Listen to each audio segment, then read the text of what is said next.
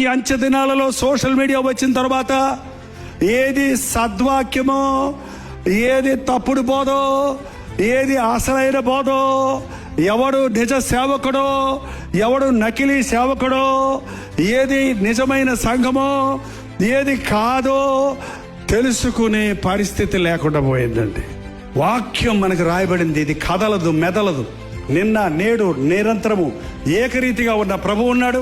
ఆకాశము భూమి గతించిన నా మాట గతించదని చెప్పిన దేవుని వాక్యం ఉంది. అందుకే క్రైస్తవులారా, విశ్వాసులారా, దేవుని చేత ప్రేమించబడిన వారలారా, దేవుడు ఏర్పరచుకున్న వారలారా, దేవుడిచ్చిన రక్షణ పొందిన వారలారా, వాక్యాన్ని మీ అంతటా మీరు అనుదినము బైబిల్ని చదవండి, వాక్యంలోని సారాన్ని గుర్తించండి.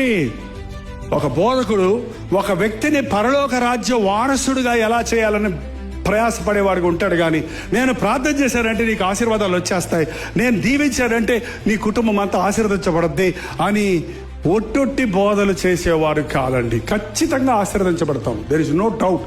ప్రభువుకు నీ హృదయాన్ని ఇచ్చినప్పుడు ఇహమందు పరమందు కూడా ప్రభు దీవిస్తాడు.